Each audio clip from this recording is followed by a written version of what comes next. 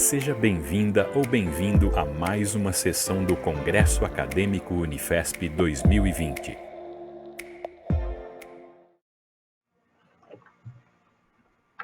Ok.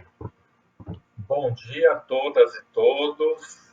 Bem-vindos ao Congresso Acadêmico da Unifesp, nosso último dia de congresso. Meu nome é Fernando Kinker, eu sou professor aqui da Unifesp, do curso de Terapia Ocupacional e atualmente sou pró-reitor adjunto de graduação. E vou ser o mediador, ter a honra de ser mediador dessa sessão. Desde já eu queria agradecer a todos que nos assistem, e em especial aqui a equipe que está nos ajudando, a Elaine, que é intérprete de Libras, o Rodrigo, que está na parte técnica, a Isabel e a Gabriela, que estão no background, aí ajudando nas questões que possam aparecer. Bom, o nosso tema de hoje, o tema dessa sessão é ciência e religião.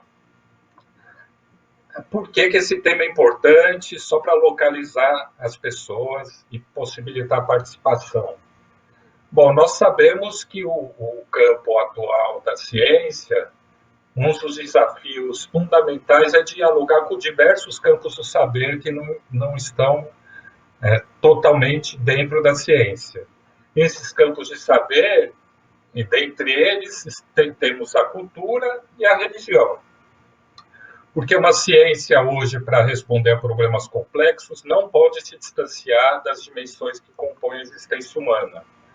Como diria um pensador importante, chamado Edgar Morin, né, o conhecimento é como uma forma de navegação num mar cheio de incertezas, com pequenos arquipélagos de certeza. E é por isso que nós vamos dialogar com outros saberes para podermos enriquecer a própria ciência. Bom, como o tema de hoje é ciência e religião, cabe a gente perguntar como tem sido essa relação da ciência e da religião.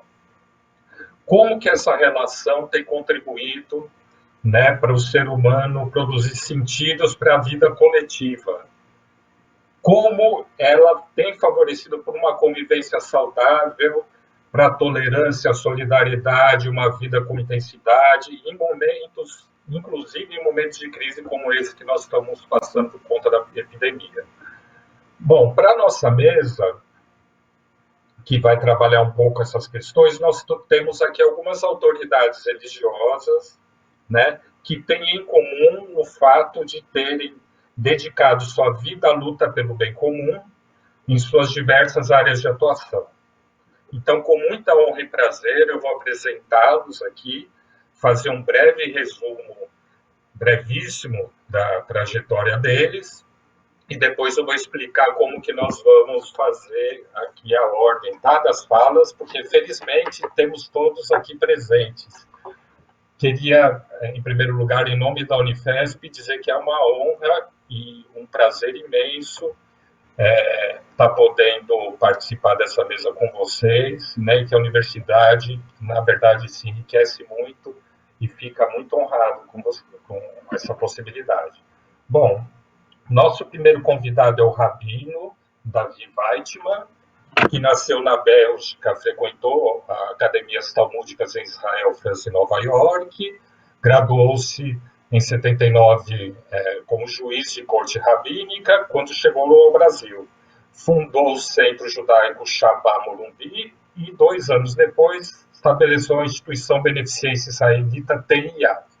E tem dedicado a isso a trajetória no combate à fome e ao resgate da dignidade das pessoas carentes. Já vou apresentar também o Sheikh Mohammed Al-Bukai, que nasceu na Síria, formou-se em Estados Islâmicos e Árabes e pós-graduou-se em estudos islâmicos também na Síria, licenciou-se em Ciências da Religião na Universidade Al-Azhar, no Egito, fez mestrado em Direito e Política Islâmica na Malásia.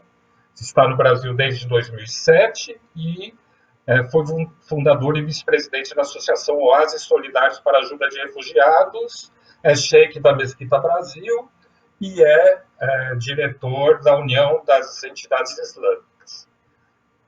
Em terceiro lugar, temos o padre Júlio Lancelotti, que é sacerdote católico, formado em pedagogia e teologia, foi professor primário, universitário, membro por muito tempo da Pastoral do Menor da Arquidiocese de São Paulo, desde o seu início, e há mais de 10 anos é o vigário episcopal do Povo de Rua, e é pároco da Igreja São Miguel Arcanjo, e tem aí uma história de luta marcada também pela emancipação, na luta, né, pela emancipação das pessoas em situação de miséria e exclusão. E, por último, o nosso querido também Tata Enkice Katovangessi, que é dirigente tradicional do Insulto Bansi, que é dirigente de Candomblé de Matriz de Terreiro, foi fundador do Instituto Latino-Americano de Tradições Bantu, que é mantenedora do Insulto Bansi. É jornalista de profissão, bacharel em Direito, licenciado em Letras, especialista em Educação para relações étnico-raciais e também um lutador pela igualdade racial no Brasil e pela garantia dos direitos. Muito bem, estando apresentados nossos convidados, eu passo a palavra ao Rabino Davi Weitman, como está na ordem, tá? Então, agora que compomos toda a nossa mesa, primeiro, então, a palavra ao Rabino, posteriormente o Sheik, o Padre e o Tata, tá? Na ordem que estabelecemos. Como vários dos nossos convidados têm problemas com o horário, porque têm atividades que eles são muito requisitados, né? Nós vamos, então, fazer uma fala rápida de 15 a 20 minutos e, eventualmente, se der tempo para alguma pergunta. E depois eles estão, é claro, têm a liberdade de se ausentar se assim for necessário, tá ok? Mas agradeço muito a possibilidade de todos aqui presentes. Por favor, Rabino. Bom dia, muito obrigado pela honra, pelo convite para uma conferência tão importante, para um seminário sobre religião e ciências, principalmente num momento como este, que nós estamos passando agora, um momento de pandemia, quando muita gente vai precisar e precisa diariamente da ciência, da medicina, da tecnologia, várias regras sanitárias. Sem dúvida, um seminário como este é de suma importância e parabéns à Unifesp e a todos os organizadores. E mais uma vez, obrigado pelo convite. Ciência e religião. Dentro do judaísmo, estes dois andam perfeitamente bem, com muita solidariedade, muito respeito um para o outro. A gente se dá bem faz muito tempo. Aliás, no judaísmo, de vez em quando, até o cientista, o médico, pode atuar mais que o rabino. Vou dar um exemplo apenas prático. O dia mais sagrado no judaísmo durante o ano é o dia de Yom Kippur, o dia do perdão, o dia onde realmente todo mundo jejua 24 horas, um dia muito especial, mesmo os judeus eventualmente não tão praticantes naquele dia, o dia super importante. E o que acontece se alguém não pode jejuar? Ele não está bem de saúde, alguma coisa, tem uma fraqueza. Quem vai decidir é isentá-lo de jejuar? Não é o rabino, se consulta o médico. A última palavra vai ser o médico, porque cada um do seu campo. O rabino pode entender dos livros sagrados, estudou, sem dúvida, a Bíblia, a Torá, o Talmud, mas neste momento nós vamos ouvir a palavra de um perito, e neste caso vai ser o médico. E assim com todos os demais representantes das ciências. Nós temos uma palavra muito importante no Talmud, que é a lei oral judaica. Na Bíblia, quando você lê a narração bíblica da criação do mundo, que Deus criou o mundo em 6 dias e no 7º descansou, lá consta o seguinte, que Deus no 7º dia descansou, mikol melachto, de todo o trabalho que ele fez, estou falando em hebraico, que ele fez, de todo o trabalho que ele criou, asher bara la'asot, para fazer. De tudo o que ele criou para fazer. O que significa para fazer? Para fazer o quê? Explica o Talmud para consertar, para melhorar. Deus deixou este mundo inacabado, permitindo ao homem melhorar, dando uma possibilidade até o homem ser sócio, na verdade, na obra de Deus. Magnífico. Deus é o Criador que criou este universo magnífico, grande, enorme, e realmente que a gente ainda nem descobriu tudo que tem nele. porém deixou certas coisas inacabadas e permite ao homem de fazer, de consertar, de melhorar. O que significa? Na prática, da mesma forma que Deus não criou o pão saindo do chão, não tem nenhum bolo que cresça no campo.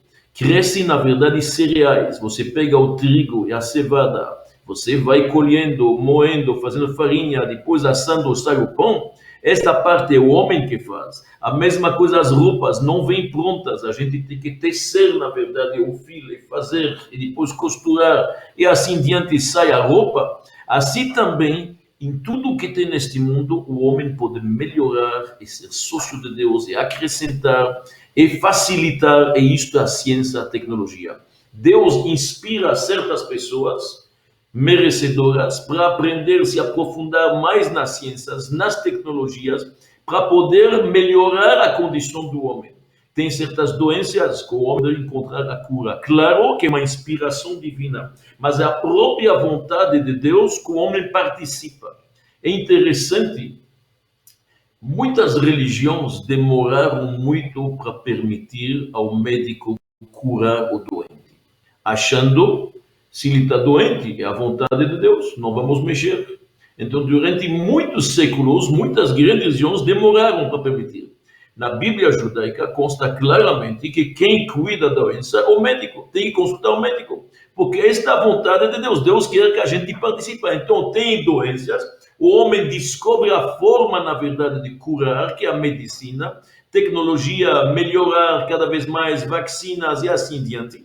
E o homem se torna um sócio de Deus. Claro, inspirado por Deus. Mas o homem tem toda a razão, toda a possibilidade absolutamente legítima de ir se aprofundar, descobrir dentro da célula, DNA, depois no núcleo cada vez mais, e assim também no macrocosmo nós vamos descobrindo cada vez mais galáxias e mais coisas, e tudo isto para o bem-estar do ser humano. Isto é a vontade de Deus, e por isso que o judaísmo, consciência, anda, na verdade, de mãos dadas, não tem contradição. Houveram certas épocas que a ciência era muito dogmática, e a ciência era muito determinante, então achava que são valores absolutos, e entrava aparentemente em contradição. Aparentemente estou falando. Por exemplo, vou dar um exemplo. Na Bíblia, de vez em quando, aparece como se fosse que o Sol gira no redor da Terra. Bom, um sistema, na verdade, bem diferente do heliocêntrico de Copérnico. Então, parecia... Hoje, qualquer cientista sabe que, na verdade, as duas teorias são corretas. Por quê? Porque desde que chegou Einstein, e Einstein nos ensinou que quando você tem, na verdade, dois corpos que estão em movimento, um no redor do outro, os dois se mexem, os dois estão em moção, você pode falar que este gira do outro, outro gira na frente do outro. Não é errado. Hoje a ciência, qualquer cientista sabe que ele não está determinando fatos. Ele está analisando fenômenos. E máximo ele pode dizer, esta hipótese tem mais probabilidade de ser correta ou menos probabilidade. Mas a ciência vai evoluindo, ela é empírica. Ela, na verdade, analisa certos fenômenos e tira conclusões, mas não é mais dogmática. Então não tem absolutamente nenhuma contradição entre ciência e religião. A não ser que a pessoa não entende de ciência ou não entende de religião, mas se entende dos dois, eles devem andar de mãos dadas juntos para servir ao ser humano e para melhorar a condição das criaturas. Esta é a vontade de Deus. Tem um porém importante. Este porém é o seguinte, já que o ser humano ele tem livre-arbítrio, e Deus inspira ele tem a possibilidade de raciocinar, de pensar, de entender, de se aprofundar, de criar, de inventar, de escrever, de patentear e tudo isto. Ele pode também inventar coisas nocivas.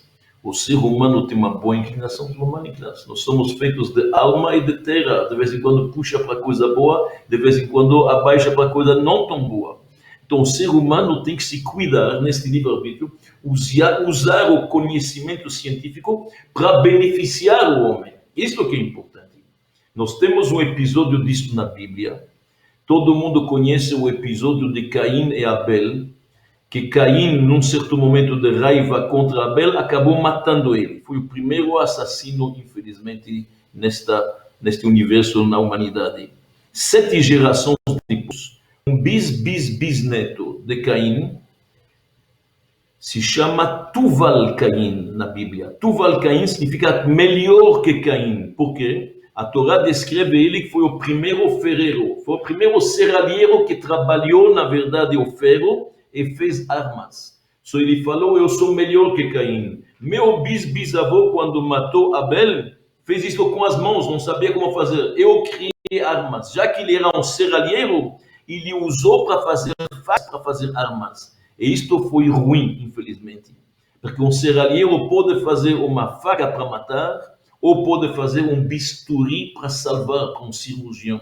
Este é o grande desafio da ciência. O grande desafio nosso, com todo o conhecimento humano que tem, dádiva do Criador, do Todo-Poderoso, é usar as coisas bem. Saber usar para o bem. Tudo neste mundo tem duas faces, como a tecnologia que estamos usando agora. Esta internet, estas coisas que estamos usando, todas as redes sociais e mídias, maravilhoso. Pode ser usada para salvar pessoas, para fazer seminários com essas conferências, para melhorar a humanidade. Ou Deus nos livre, pode ter uma sub-internet com coisas feias e horrorosas e indecentes. Então tudo está na nossa mão. Então é muito importante lembrar-se duas coisas. Com o livre-arbítrio, escolher o bem. A força nuclear pode ser usada para fazer coisas erradas, como houve na Segunda Guerra Mundial em Hiroshima. Ou pode, num hospital, ter, na verdade, raios e medicina nuclear que salva pessoas que têm doenças graves. O ser humano tem que usar seu conhecimento científico e toda a tecnologia que temos a serviço do Criador, a serviço do ser humano, fazendo o bem. Esta é a primeira condição. E a segunda condição para ter sucesso a ciência e andar junto com a religião é lembrar-se que o ser humano é apenas uma criatura.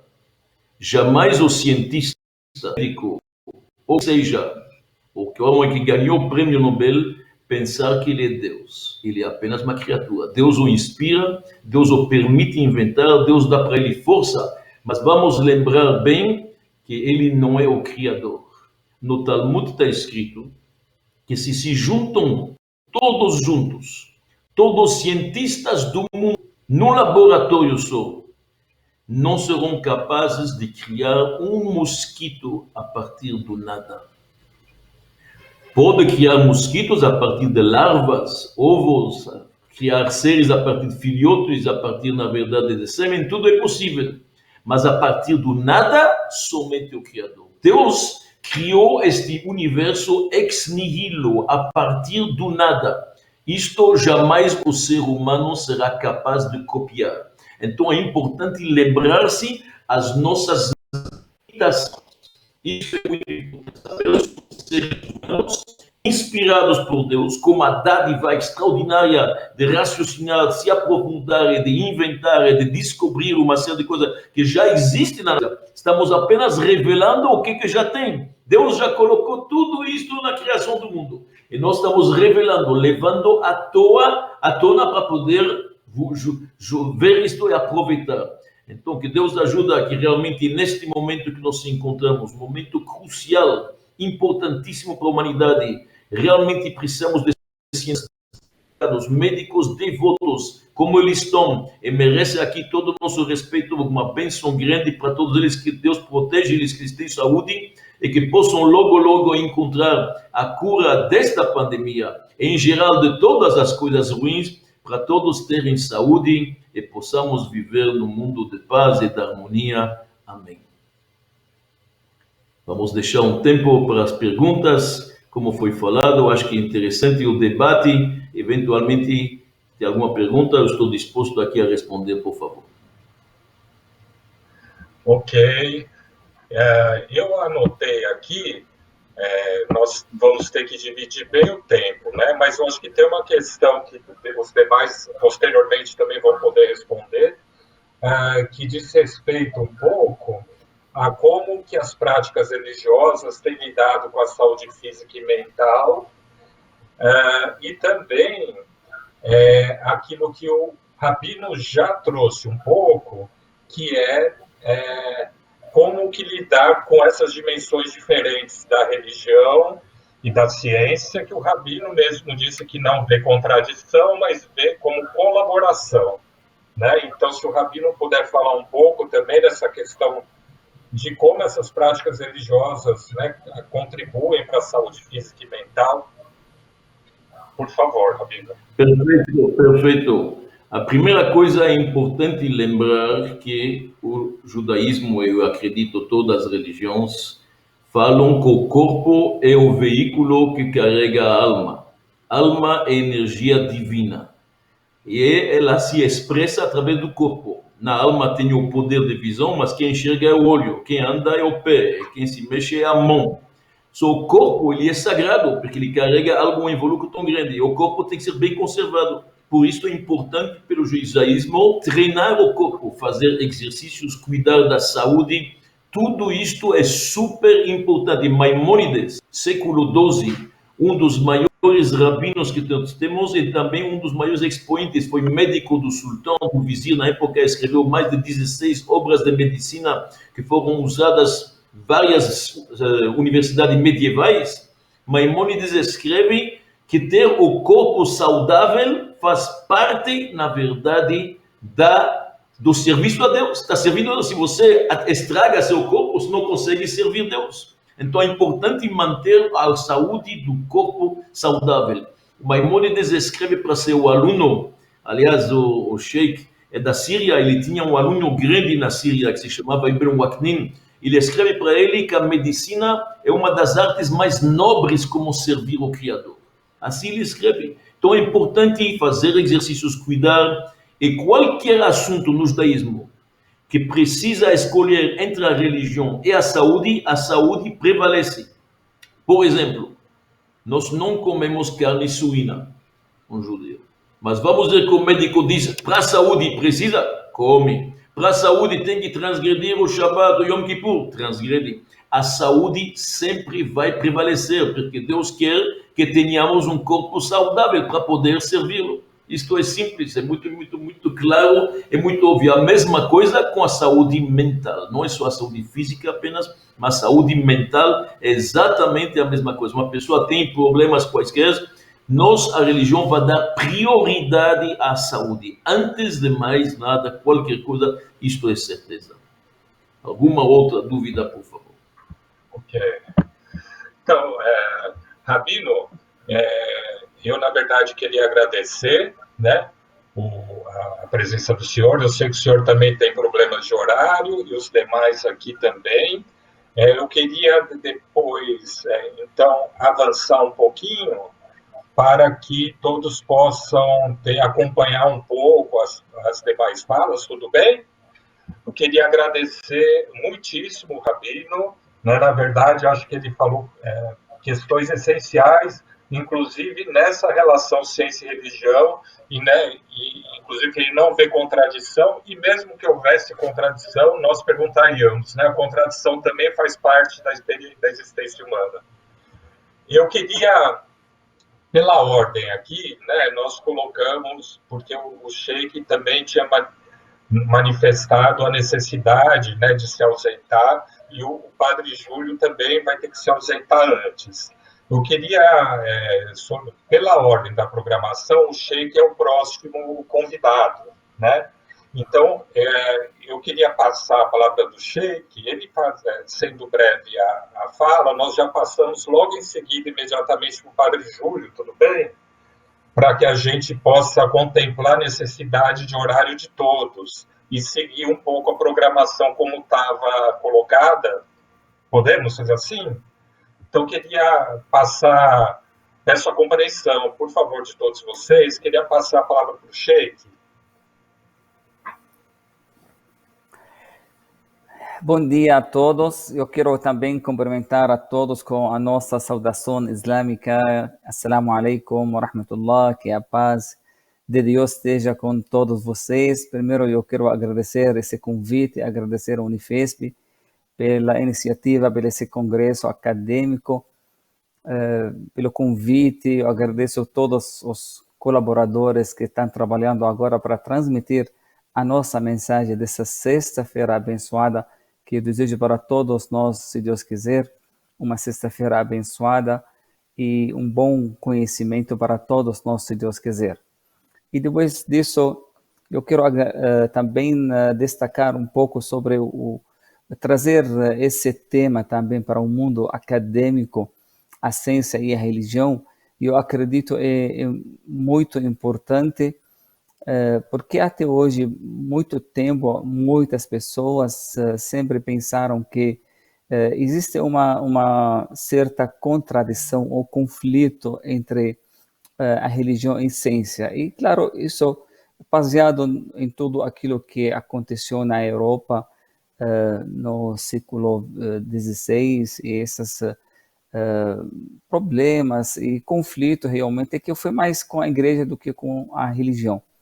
Mas muitas pessoas, essa divergência acabou trazer essa separação entre a ciência e a religião, enquanto a gente percebe que a religião e a ciência andam junto. Então, acredito que trazer esse tema é muito importante para o mundo acadêmico hoje, é muito importante a gente repensar essa separação e pensar de novo como podemos lidar com esse assunto como integração, como duas coisas, porque são duas coisas importantes para o ser humano. Hoje percebemos, né, com todas essas novidades que a gente vive hoje, que a ciência não conseguiu substituir o lugar da religião.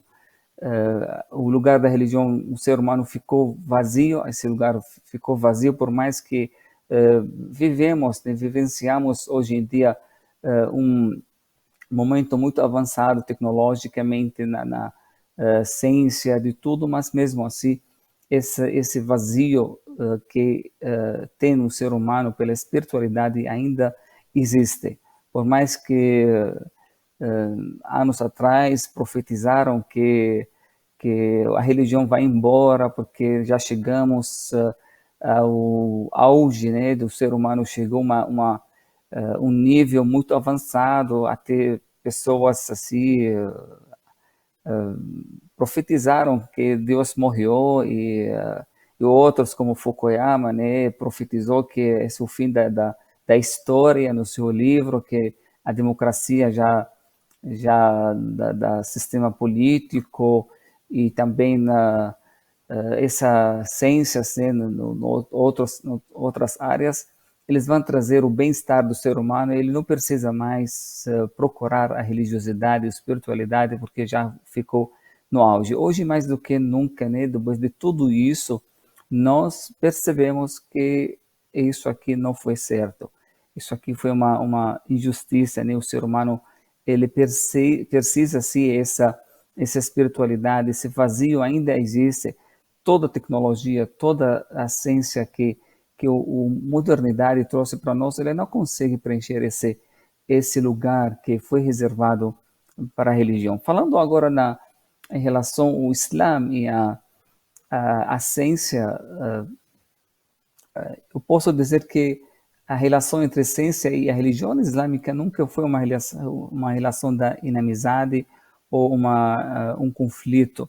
Ao contrário, no Islã, a religião foi o ponto da partida de viver uma civilização islâmica muito grande. Foi a partir da revelação do Alcorão que os árabes, os muçulmanos, eles enxergaram a importância de conhecimento, de adquirir conhecimento. Então, a partir quando receberam os primeiros versículos já do Alcorão Sagrado, quando Deus falou revelou no Alcorão, no primeiro versículo que foi revelado, leia: Iqra bismi rabbika alladhi khalaqa al-insana min alaq. اقرأ وربك الأكرم الذي علم بالقلم علم الإنسان ما لم يعلم. São 5 primeiros versículos que o profeta Muhammad recebeu do Alcorão Sagrado. Alcorão, né, uma palavra que quer dizer leitura, né, um livro de leitura, um incentivo para ler. Então foi essa primeira ordem que Deus revelou ao profeta Muhammad uma ordem de leitura, leia. Aí ele continua dizendo, em nome do teu Senhor, que criou o ser humano a partir de um coágulo. Leia que teu Senhor é o mais generoso, quem ensinou o ser humano a partir ou através da caneta, ensinou ao ser humano o que este não sabia. São os 5 primeiros versículos que falam a leitura 2 vezes, falam conhecimento 3 vezes, falam sobre a caneta, a importância da escrita. Então, tudo isso aqui foi os primeiros versículos, antes de mais nada, antes de receber ordem para adorar, para praticar as orações, os outros detalhes, né? Começou pelo conhecimento. Então, foi isso aqui um grande incentivo, né, dos muçulmanos, né, quando eles descobriram que eram povos analfabetos. Né, esse Alcorão foi revelado num ambiente que a maioria das pessoas eram analfabetas, eles não sabiam nem ler nem escrever. Então, a partir daquele momento, já descobriram que a primeira coisa que o ser humano tem que ter conhecimento, tem que conhecer esse universo, porque a adoração sem conhecer não tem paz. Por isso, o profeta Muhammad, que a paz de Deus seja com ele, deu continuidade também quando ele falou para os seus companheiros que adquirir conhecimento é uma obrigação, não só apenas uma coisa marginalizada, uma coisa voluntária, ele se torna uma obrigação a cada muçulmano e muçulmana, tanto para os homens quanto para as mulheres, uma obrigação, e incentivou dizendo quem procurou um caminho para adquirir conhecimento, Deus facilita para ele um caminho para o paraíso. Então, o caminho do paraíso começa também pelo adquirir do conhecimento. Outro dito também importante do profeta, quando ele diz que no dia do juízo final, a tinta dos sábios, ela equivale ao sangue dos mártires. Então, essa tinta, os sábios que eles escreveram, deixaram conhecimento, todo esse tempo, essa tinta, né, que ele é considerada como coisa sagrada, que foi usada para o benefício do ser humano. Porque essas pessoas hoje, os médicos, por exemplo, as pessoas que trabalham na ciência, estão nos laboratórios, agora estamos aqui agora esperando, né, o resultado das pesquisas deles, pessoas que eles não têm feiras, pessoas que eles, normalmente esses sábios que ficam dedicando, eles não têm tempo para como as outras pessoas têm, eles dedicam como um mártir, né, pessoa que sacrifica a sua vida para salvar outras pessoas. Então o sábio, a mesma coisa, ele coloca sua vida na pesquisa, no trabalho para ajudar a humanidade. Então, essa tinta, esse conhecimento que ele deixa, ele também serve como equivale ao sangue dos mártires no dia do juízo final. Outro também, o profeta nos informa que uma das caridades que a pessoa duradouras, né, que a pessoa deixa após a morte, um conhecimento. Quando a pessoa deixa um livro, quando deixa um conhecimento, enquanto esse conhecimento beneficia as pessoas, ele serve como uma caridade duradoura. Enquanto a pessoa está enterrada, quando a vida termina, mas a recompensa não acaba, continua recebendo por ter aquilo conhecimento, por deixar todo aquilo conhecimento para a humanidade. Também o Islã ensinou aos muçulmanos que nós temos 2 livros sagrados. Ensinou que nós temos um livro escrito que foi revelado, que é o Alcorão, e nós temos um outro livro também sagrado, que é esse universo. Então, tanto a pessoa que lê e tenta entender a palavra revelada, enquanto aquela pessoa que tenta ler, como Deus agora falou, como eu li para vocês, leia em nome do teu Senhor, quem criou. Então, essa criação é quando a pessoa faz uma leitura dessa criação, ele está fazendo um ato muito sagrado, pesquisando no universo. Então, para nós muçulmanos, nunca houve uma separação. Todas as ciências para o Islã, para os muçulmanos, eram ciências religiosas. Não tem uma separação entre uma ciência que é religiosa ou ciência que não é religiosa. Eles entenderam como o universo ou um livro aberto, um Alcorão, enquanto também aquele que foi revelado também um livro sagrado. Então, eles dividiram o conhecimento em três: um conhecimento ligado com Deus, que eles chamaram que a teologia, toda ciência que voltada a Deus, seus nomes, seus atributos, sua existência, todas as coisas ligadas ao Deus. Então, esse aqui chamaram da teologia. E o segundo tipo de conhecimento que são ligados às suas palavras, as palavras de Deus, as palavras que foram reveladas. Então, esse aqui também chamaram ciência da legislação, uma sharia, a legislação, né? A palavra, a ciência da palavra divina. Agora, o terceiro tipo do conhecimento ligado às ações de Deus. Então, isso aqui sobre todas as ciências que existem no universo, todas as ciências que ligadas ao universo, porque o universo também é uma criação de Deus. Então, ou Deus, ou a palavra de Deus, ou a criação de Deus. Então, qualquer área, a criação de Deus aqui entra também a medicina, entre a geografia, entre a física, a química, a astronomia, a psicologia, todas essas ciências consideradas também ciências religiosas, porque também são ligadas à criação de Deus, que Deus criou. Então, essa união entre o conhecimento é muito importante para ter entender bem e ter um equilíbrio que o ser humano sempre precisa. E também uma fonte do conhecimento que realmente a ciência hoje precisa também, que as religiões têm, que essa fonte muito importante como religião celestial, que é a revelação. A revelação, uma fonte do conhecimento, nós temos que considerar, nós temos que também usar como ferramenta, porque tem coisas importantes, informações que são importantes para o ser humano. E também eu posso dar um exemplo da importância dessa revelação que Deus revelou para nós, que é através das suas palavras, do seu livro, que é como se fosse uma luz que ilumina as nossas mentes para poder pensar de uma forma correta. Porque o ser humano, como a gente sabe, que ele tem limitação dos seus sentidos.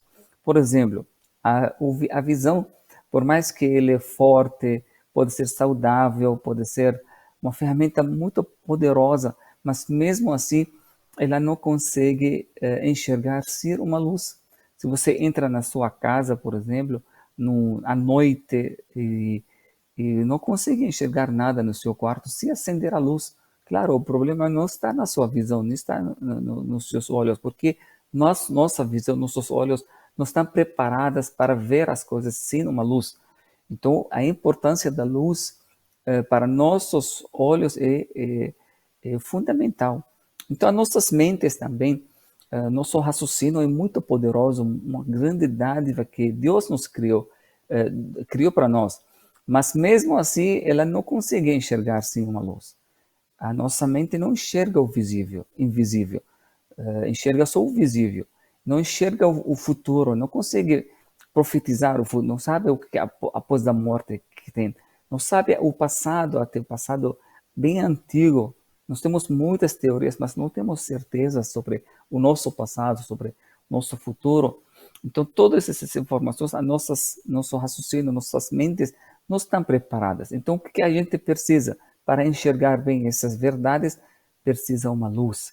O que essa luz vem? Através da luz divina. Por isso, Deus chamou o Corão como uma luz divina, que Deus enviou para a humanidade para iluminar o caminho, para eles enxergarem muitas coisas que nem a filosofia, nem a ciência nem consegue colocar ou responder essas grandes perguntas. Por isso essa luz é muito importante, que ajuda o ser humano a ter uma vida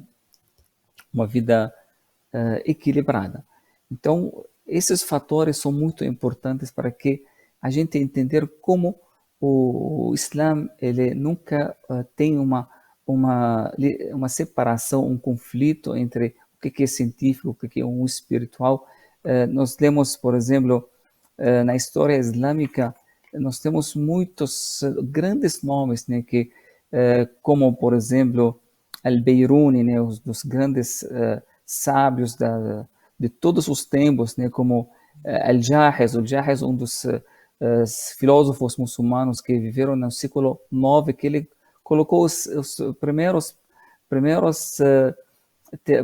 teorias, né, da teoria da evolução. 1000 anos antes do Darwin, ele colocou já no seu livro Os Animais, ele colocou o início dessa teoria. Nós temos algoritmos, né, que é conhecido como Al-Khawarizmi, um dos grandes sábios também, que hoje a humanidade está devendo para esse sábio todo o trabalho matemático que ele trouxe para o mundo. Avicena, também Ibn al-Haytham, Averroes também, Ibn Nafis, são grandes nomes que o Islã, né, conseguiu inspirar essas pessoas a adquirir conhecimento e unir. Essas pessoas não eram sábios de uma área do conhecimento, mas essas pessoas estudaram todas as áreas juntas, né, a astronomia, a alquimia, a psicologia, a geografia, lógica, filosofia, física, matemática e também teologia. Então, eles conseguiram unir essas ciências e se tornaram e ofereceram para a humanidade grande conhecimento.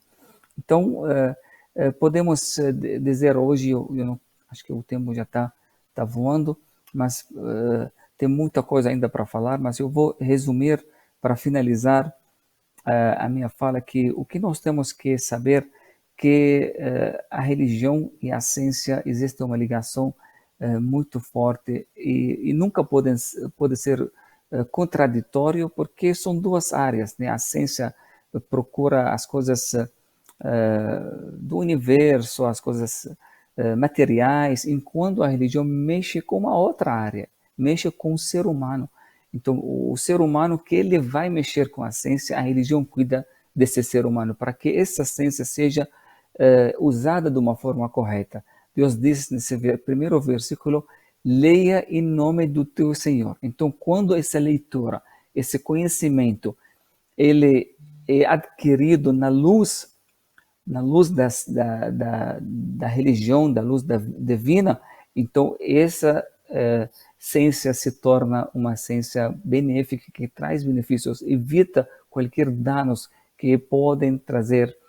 Enquanto o ser humano não está preparado espiritualmente, mentalmente, moralmente, então ele pode usar essa ciência, se a leitura, se o conhecimento, se a ciência foi fora dessa luz divina, então pode trazer muitos danos, em vez de trazer, como eu trouxe, como a gente viveu muitos problemas na vida.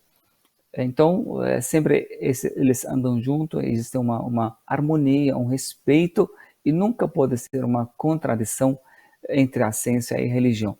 Agora, como a espiritualidade, a religiosidade, né, hoje, mais do que nunca, percebemos que a nossa necessidade para ter uma ligação com a fonte da vida, né?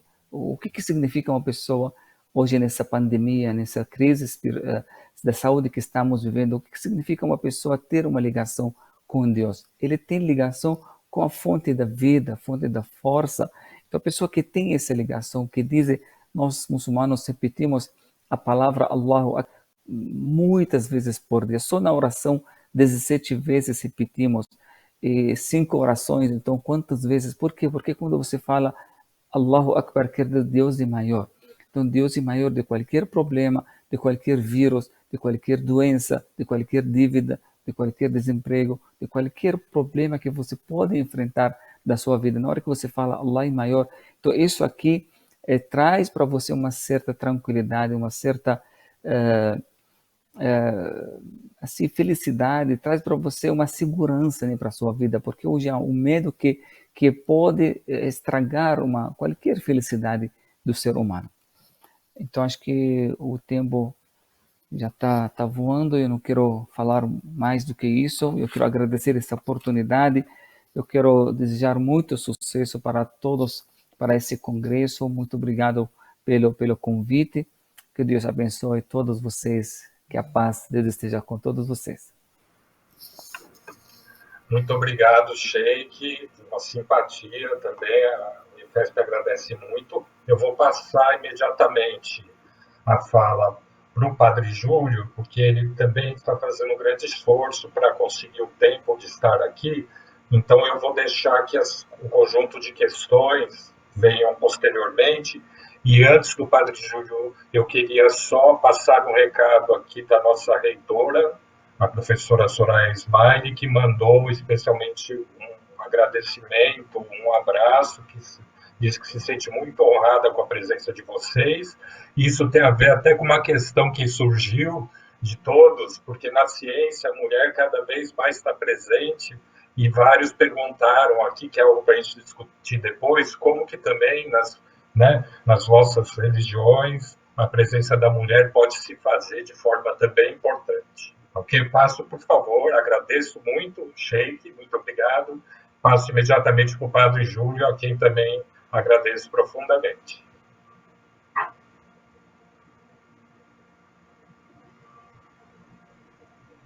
Padre Júlio, acho que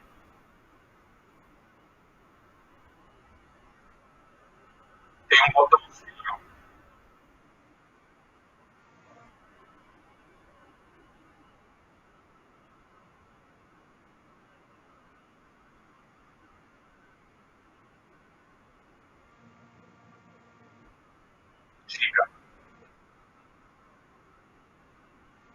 Tá.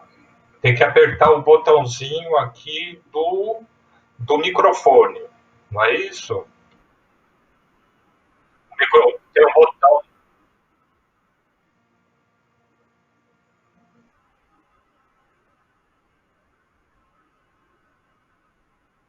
Ele está bem no meio.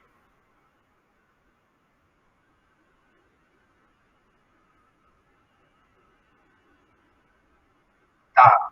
O padre então vai tentar restabelecer o áudio.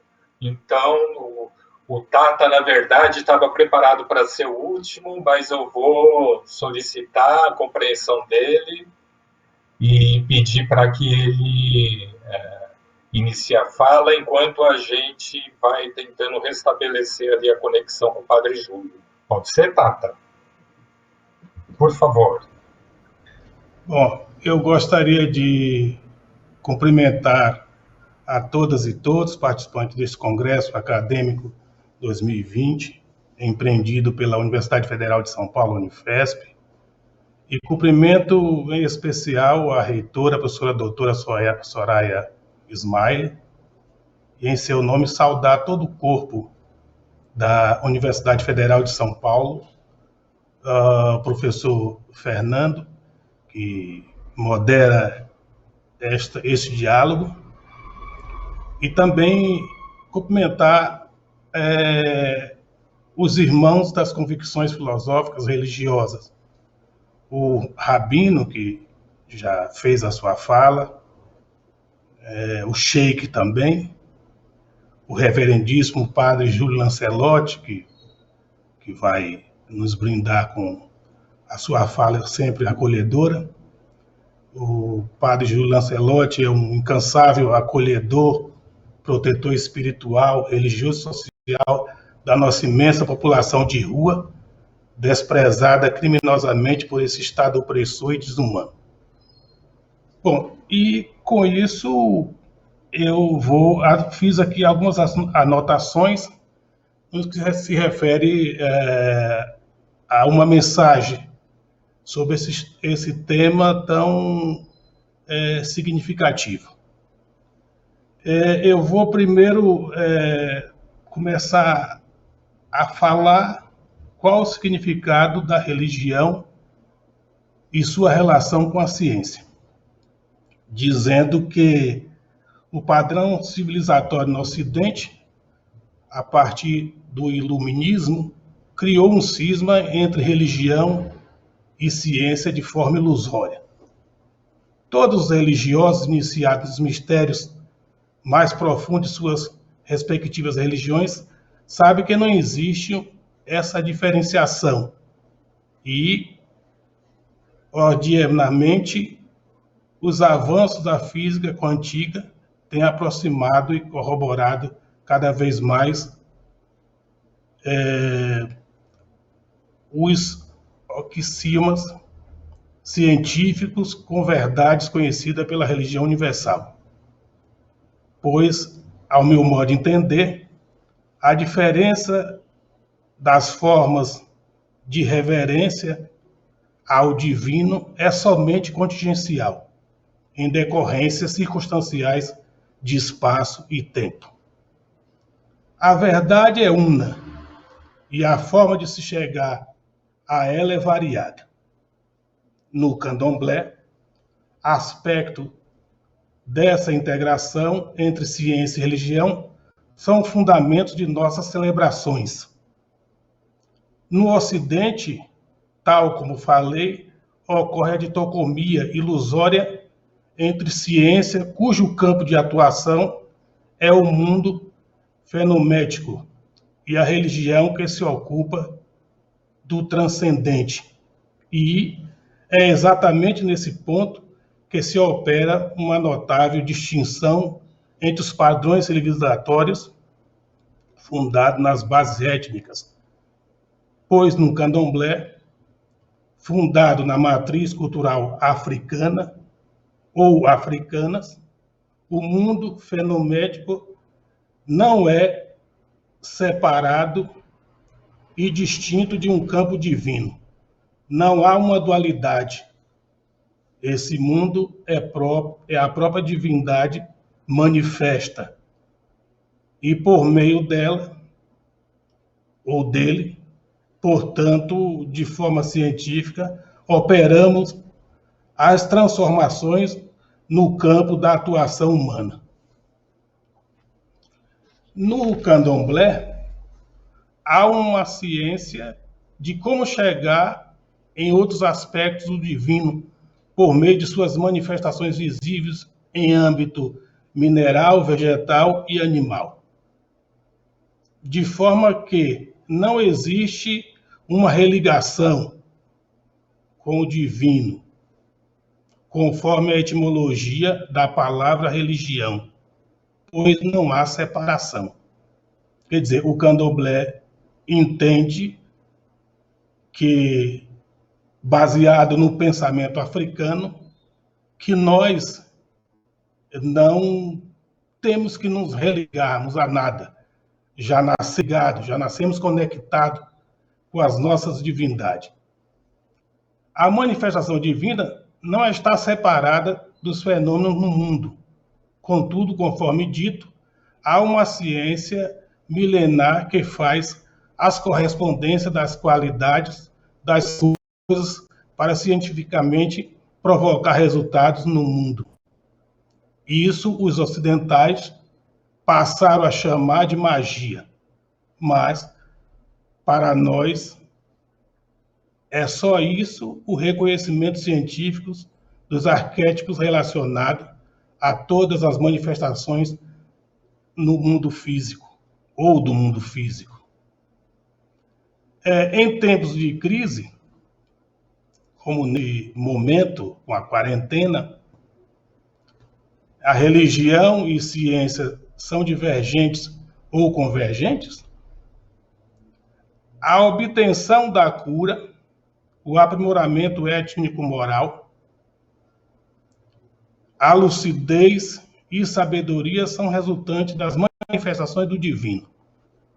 Não é somente ou devido aos momentos de crise que ocorre a convergência entre religião e ciência. Tal convergência é ontológica.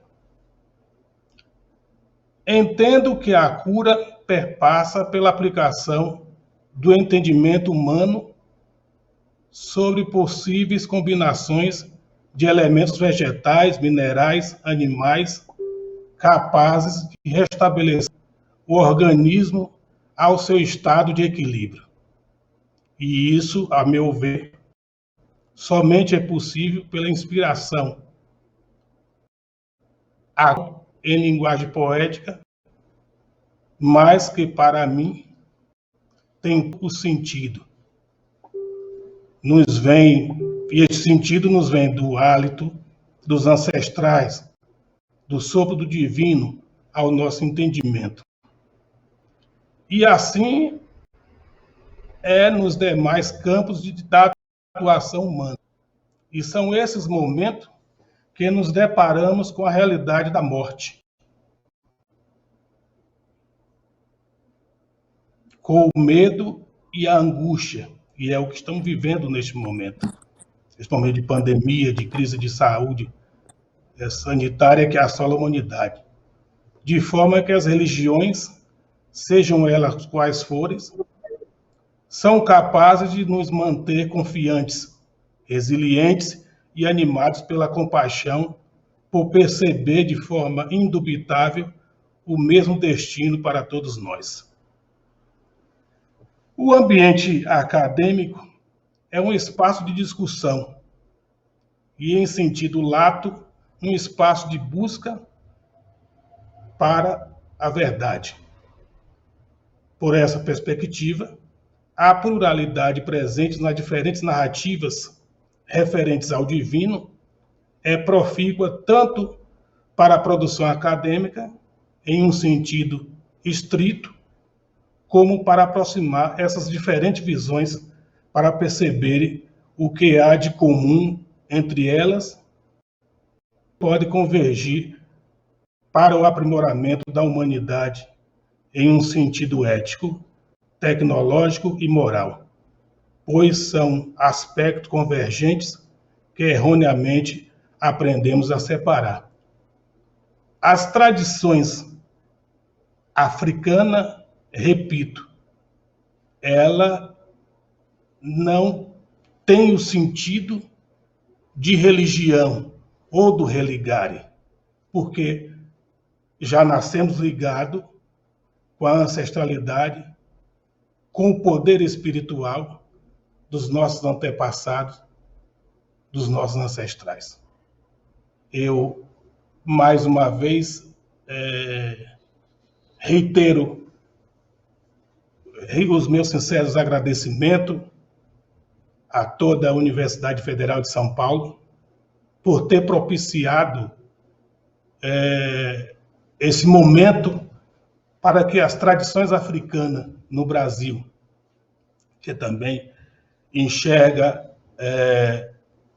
e passa por tempos difíceis, visto que muitas perdas, muitas vidas ceifadas e, em sua maioria, pessoas pretas, entre mulheres e homens, que parte para o mundo ancestral de forma inesperada, de forma ainda precoce. Nzambi Futaya, que o poderoso abençoe a todos. Ok, muito obrigado, Tata, fala maravilhosa. De certa forma, todos aqui estão apontando a complementaridade, né? Que uma coisa não substitui a outra, da importância dessa soma e dessa multiplicação que enriquece a existência humana. Eu vou deixar as perguntas mais um pouquinho para frente. Queria saber, Padre Júlio, o senhor pode falar?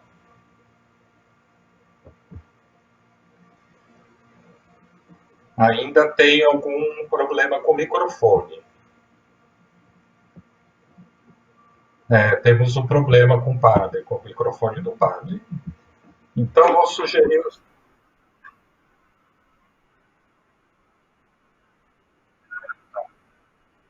Ok. Tá, teve um problema ali técnico, mas é possível que a gente consiga resolver. Então, eu vou propor aos participantes o seguinte, enquanto o Padre Júlio vai retornando, aliás, eu queria fazer um comentário importante, que inclusive nós vimos em outro debate o, o monge Hildebrando, falando da importância da compaixão. Ele entendendo compaixão como aquele lugar, né, aquela possibilidade da gente viver um pouco da nossa forma o que o outro vive, né? E dizendo que o exercício dessa compaixão tem que nos levar a criar a possibilidade da solidariedade, né? Solidariedade enquanto uma prática a qual nós... Você me ouve? Consegue ouvir? Ok. Sim, vamos lá. Agora, Padre Júlio, por favor. Só rapidamente, depois de 1 hora, eu só teria que dizer Axé, Shalom, Salam Aleikum. E saudar a todos que puderam antes colocar. Eu só diria que somos pela liberdade acadêmica, pela liberdade da escolha dos reitores, pela liberdade das universidades federais, para que elas tenham autonomia de escolher os seus reitores, autonomia científica. E, nesse sentido, gostaria de dizer que a ciência tem o seu estatuto, a religião tem o seu estatuto, tem a sua epistemologia, tem o seu método, a sua maneira de agir e de ser. São saberes autônomos que se informam mutuamente. Por isso, a importância da bioética em todo o desenvolvimento científico. A questão da bioética é muito importante para que a ciência seja também informada dos limites, assim como a ciência informa a religião dos seus limites e informa a religião para que tenha posições que não sejam anticientíficas, embora os dois saberes, na sua autonomia, tenham seus limites geográficos, os seus limites culturais, os seus limites religiosos. A ciência também não é neutra. Muitas vezes nós pensamos que a ciência é um saber absoluto e neutro, assim como a religião também não é neutra e não é um saber absoluto, que deve ter informação do outro. Até esses dias, alguns me perguntavam certas coisas tão comprometedoras que eu até perguntei se a vacina contra o Covid-19 vier da China, a turma da direita não vai tomar porque é uma vacina comunista? Se a vacina vier de Cuba, nós não vamos usar porque a vacina é comunista?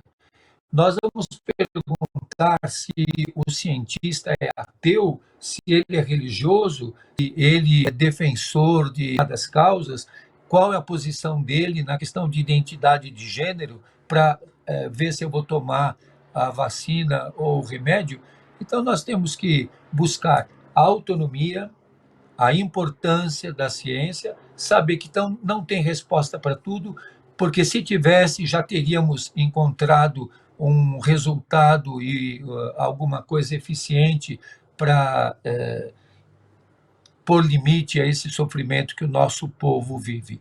Então, ambos os saberes se informam mutuamente, têm o seu caminho, as suas metodologias, a sua epistemologia, mas tem uma relação.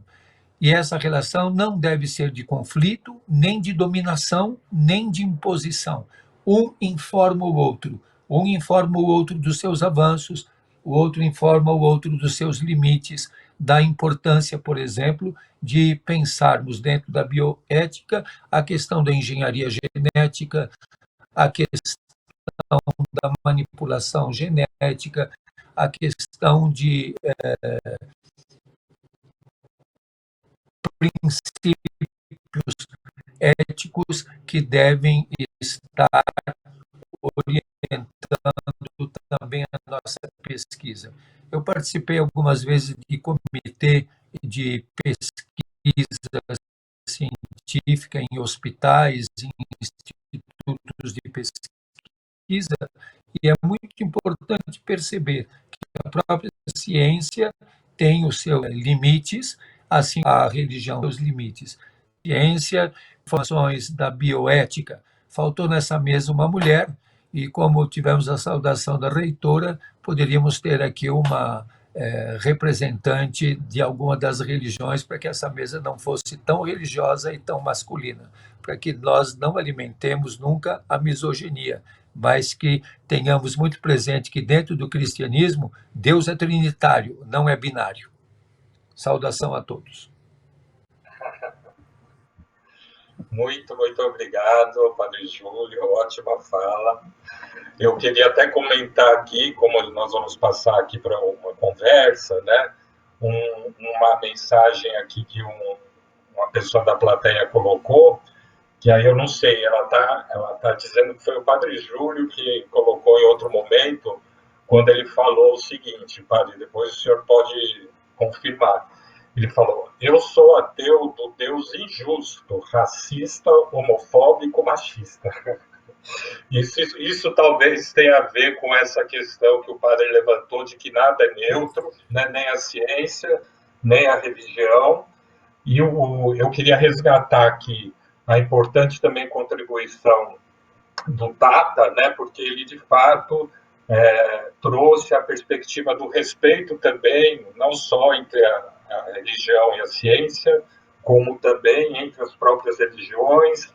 O Sheikh trouxe também na complementaridade que ele sugeriu entre ciência e religião, que a própria ciência, né, se a gente for pegar a genealogia, né, muito do que a ciência produziu também teve origem, de certa forma, né, em movimentos e saberes que vêm de outros campos, como a religião, e agora o padre nos brinda aqui, salientando que tanto a ciência como a religião tem limites, que uma deve respeitar o outro, e traz o tema central da questão da democracia, que nos é tão caro hoje em dia, e tanto na discussão da religião como da ciência, e por isso que temos que ser o quanto mais democráticos, os cientistas com os religiosos, porque é assim que a gente enriquece a existência humana, e a existência do mundo também, não só a existência humana.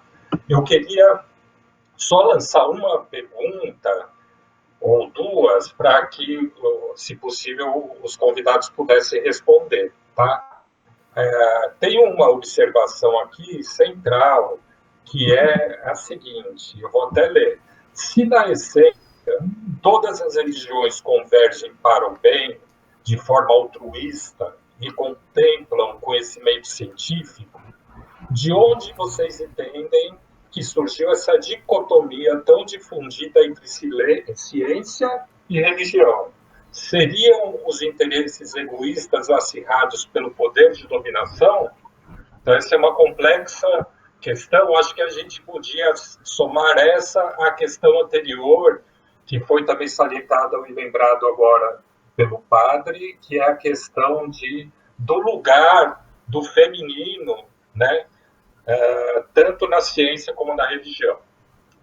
Então, eu queria passar aí, na verdade, acho que o padre também acabou desconectando. Então, eu gostaria, se o Sheikh pudesse comentar algo a respeito, do ponto de vista dele, e posteriormente o Tata, pode ser?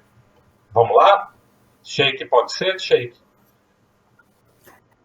Em verdade, por mais que a gente fala que a religião uma revelação, uma coisa, mas quem entende, quem interpreta e quem pratica é o ser humano. Quando fala do ser humano, o ser humano ele tem essa capacidade de manipular às vezes usar de uma forma errada. Então, quando realmente a religião foi usada, não foi praticada, ele trouxe para nós essas contradições. Foi usada por muitos interesses, né, econômicas ou políticas. Então, pode trazer realmente conflitos, pode trazer problemas. Por isso é muito importante desse lado cuidar o ser humano. O foco da religião construir um ser humano moralmente, espiritualmente e mentalmente.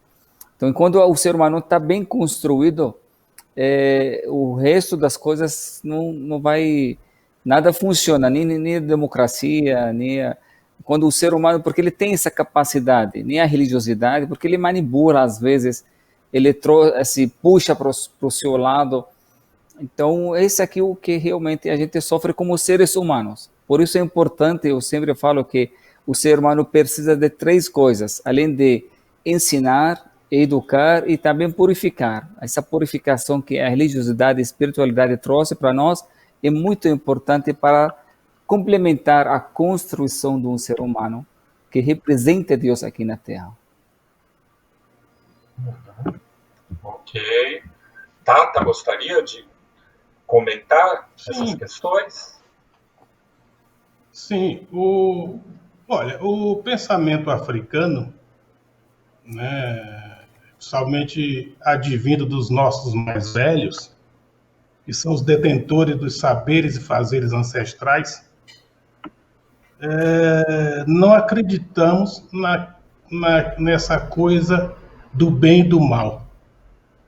A nossa crença está fundamentada basicamente, absolutamente, no acolhimento, na proteção, na ressignificação da vida.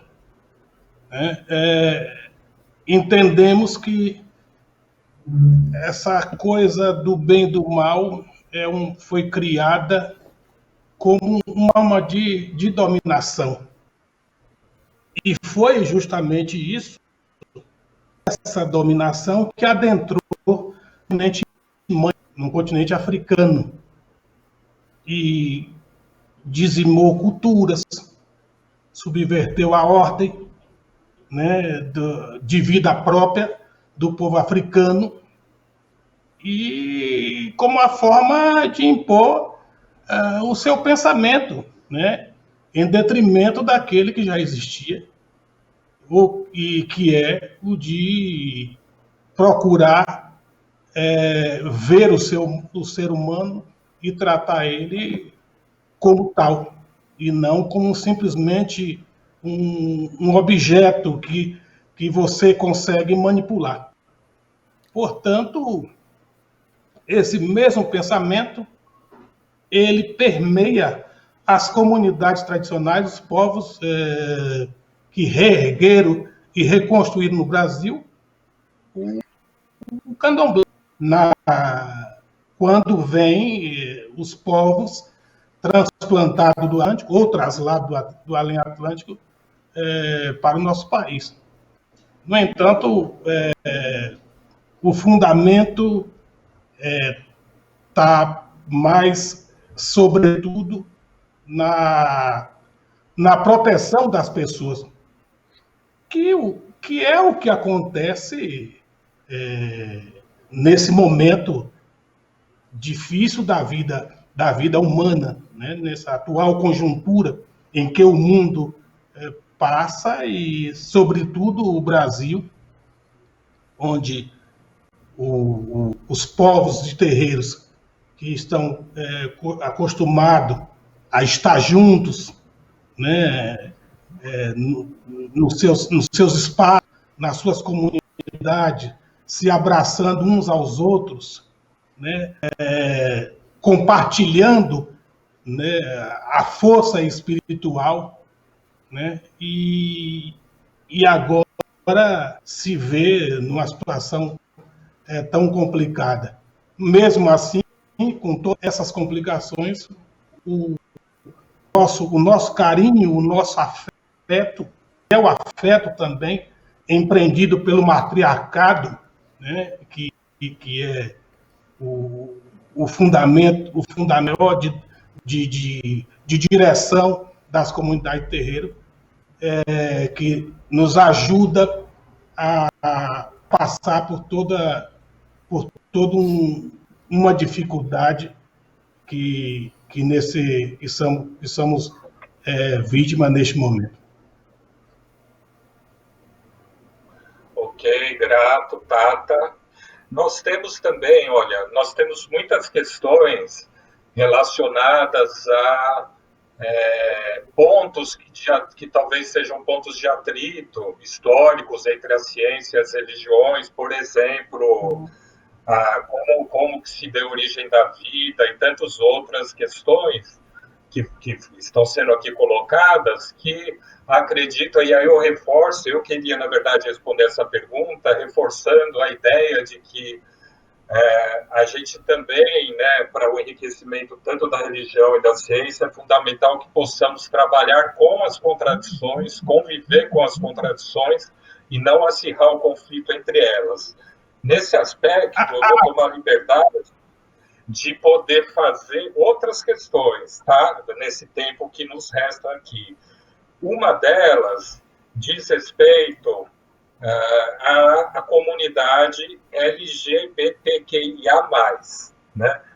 De como os religiosos veem a forma como a sociedade encara um pouco essas pessoas, e aí a gente podia falar também de todos os grupos que são, de fato, marginalizados ou que sofrem violência no sentido de não aceitação das diferenças. Isso é uma questão. E aí eu queria emendar uma questão que eu tomo a liberdade de, com o moderador, fazer, que é a seguinte: como vocês e suas comunidades viveram ou estão vivendo esse momento da pandemia, né? E se vocês acham que ela trouxe alguns aprendizados ou não, quer dizer, como que sairemos dessa pandemia? Sairemos iguais como antes ou se há diferenças? Eu acho que essa questão também ela é central e tem sido central no Congresso, e gostaria muito que vocês, como autoridades religiosas, também pudessem colocar um pouco o ponto de vista acerca dessa questão. Pode ser? O Sheik poderia iniciar, por favor? Então, eu vou falar rapidamente, depois eu vou ter que sair, porque hoje é sexta-feira, daqui a pouco eu vou começar o sermão da sexta-feira, alguns minutos depois, então eu vou ter que pedir permissão, vou responder rapidinho, mas depois eu vou ter que sair, infelizmente tenho que sair para começar o sermão da sexta-feira de hoje. Então, mas eu posso dizer que eu espero que a gente não volte naquele normal que a gente chama hoje de normal, porque essa situação normal que a gente vivia, que nos trouxe para essa situação. Por isso, para mim, não era normal, porque a gente poderia evitar muitos assim, problemas ou danos dessa pandemia se a gente tivesse preparado antes, né? Então, esse normal que a gente quer voltar, a gente quer, na verdade, aproveitar esse problema para melhorar a nossa situação, para a gente investir onde deveria investir os nossos recursos, né? A gente hoje percebe a importância da ciência, né? Da medicina, da centro da pesquisa. Então, onde a gente tem que investir no conhecimento, da educação, é muito importante. Hoje, a ciência e o conhecimento é uma questão da sobrevivência. Então, uma pandemia, se fosse um pouco mais forte do que essa, poderia acabar com o ser humano, se o ser humano não está preparado. Então, a gente percebe os nossos pontos fracos. Agora, tem muitas outras lições que, claro, que nós temos que sair melhor, nós temos que sair mais fortes e bem preparados para o próximo. A vida é cheia de desafios, cheia de... Todo dia a gente tem medo de muitas outras coisas. Por isso, nós temos que ser preparados. E a religião nada mais do que uma ferramenta que nos dá força para poder encarar e enfrentar todos os desafios na vida. Então, eu espero que a gente aprenda e saia melhor e não voltar para aquele normal, porque aquele normal que a gente chama do normal, eu acredito que ele não era normal, porque ele que nos trouxe para essa situação difícil que estamos vivendo. Ok, muito grato, Sheik. Sheik, antes de passar a palavra para o Tata, eu já vou fazer um super agradecimento ao senhor, porque sei que possivelmente o senhor tenha que sair para as orações, e olha, foi muito, muito rico, esperamos ter o senhor aqui muitas outras vezes, ok? Muito obrigado. Eu que agradeço o convite e conta comigo sempre. Obrigado. Salam alaikum. Muito obrigado. Eu queria passar a palavra para o nosso querido Tata. Por favor, Olha, Tata, fica à vontade. Antes de responder a sua pergunta, eu queria complementar a pergunta anterior e dizer da questão no tocante à ciência, né? Os povos tradicionais de matriz africana, os povos de terreiros, os nossos mais velhos, né, que é de onde vem nossa base, nossa educação, nossa doutrina, né, são pessoas, são povos detentores dos saberes e fazeres, né, e são pessoas que dominam desde a ciência, o conhecimento, a ciência da cura, das folhas, das ervas, das raízes, né, para a preparação dos medicamentos, né, e a prática da própria medicina tradicional, hoje ignorada pelo próprio Ocidente, né? Quando, nesse momento de pandemia, Madagascar, um país africano, descobre o remédio para a cura da Covid-19, a OMS, né, essas N organizações, que também são organizações de dominação, né, não reconhece, né, quando não reconhece também o papel do Inganga, do curandeiro, do Quimbanda, né, que são os conhecedores dos remédios tradicionais e não esses medicamentos fabricados em laboratórios que têm o sentido com a clara intenção de matar a própria população, o próprio ser humano. Então, essa prática da ciência, ela é muito comum nos terreiros de candomblé, né? Que na sua maioria é liderado por mulheres, né? Então, o candomblé, que é uma cultura uma cultura e o poder espiritual e ancestral africano reconstruído no Brasil, já exerce muito bem essa prática da ciência. Agora, no que se refere à sua última colocação, né, essa mesma tradição, que eu evito usar a palavra religião, como disse, nós não precisamos religar a nada, né? Já nascemos ligados e conectados com o nosso ancestral, com o nosso antepassado, né? São comunidades e espaço que acolhe o indivíduo como ele é.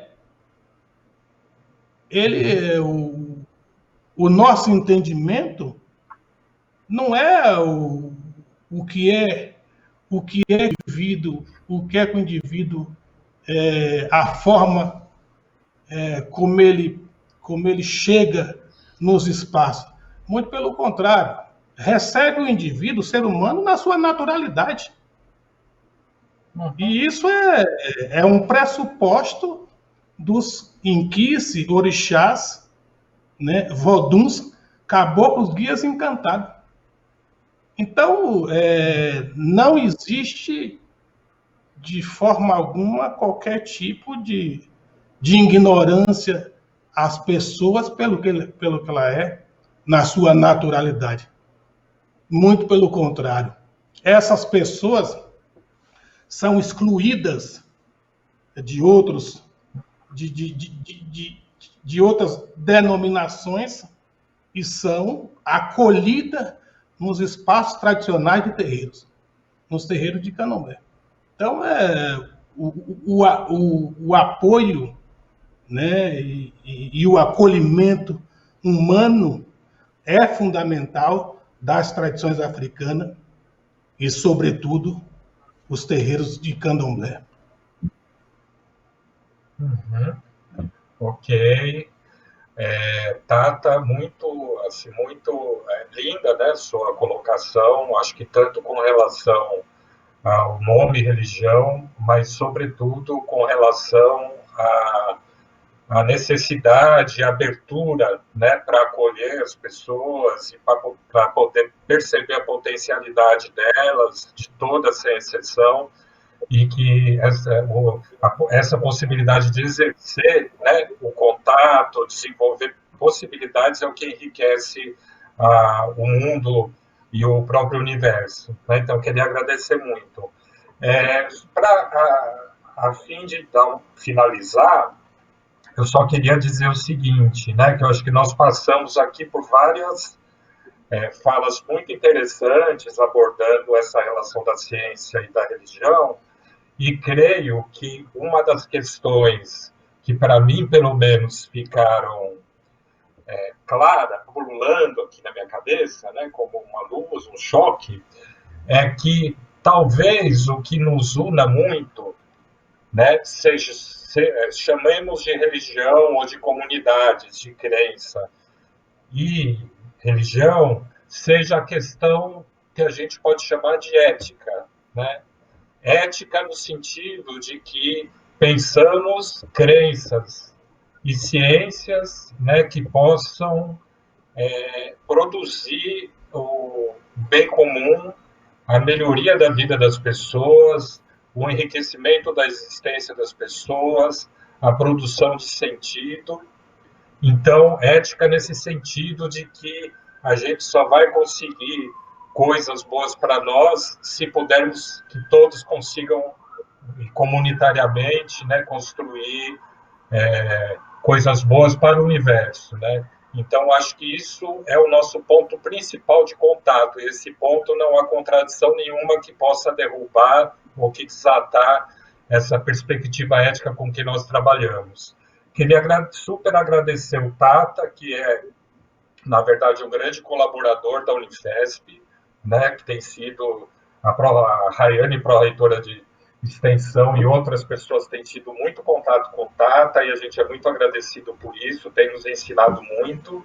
Queria dizer que ele também já o considera um amigo, apesar de nunca ter encontrado pessoalmente, mas também considero amigos ou os demais membros que eu vou aqui mencionar, que fizeram falas importantíssimas e também são pessoas todas como o Tata, muito ocupadas, muito solicitadas, que são o Rabino Davi Weitman, o Sheikh Muhammad Al-Bukhari e o Padre Júlio Lancelotti. Então, queria agradecer também novamente a equipe que nos ajudou, né? A Elaine, que trabalhou muito, viu, Elaine? Muito bem, parabéns. O Rodrigo também, que está aí na assessoria técnica e que ajudou a gente a compilar aqui todas as partes. A Isabel, que está ajudando na conversa. Como? A professora Gabriela. Enfim, a professora Gabriela, exatamente, que está aqui também. Enfim, toda a comunidade Unifesp e principalmente todas as pessoas que vieram de fora para dialogar, porque uma outra relação que precisa se intensificar e que a Unifesp tem trabalhado muito nisso é a relação da sociedade com a universidade. Então, quando nós podemos dialogar com muita gente que está assistindo essas discussões e que não são da universidade, a gente acredita que está cumprindo o papel da universidade e muito mais. Estamos nos enriquecendo com isso enquanto universidade. Então, queria agradecer a todos, desejar uma boa tarde. Terminamos exatamente no ponto. Um abração a todos e vamos. Todas as vidas importam, como também foi dito por aí, e vamos juntos construir aí um mundo muito melhor, mesmo com essa pandemia e, sobretudo, após ela. Ok? Muito obrigado, abração, Tata, e abração a todos. Pois Eu não, que pode falar, agradeço, Tata. eu que agradeço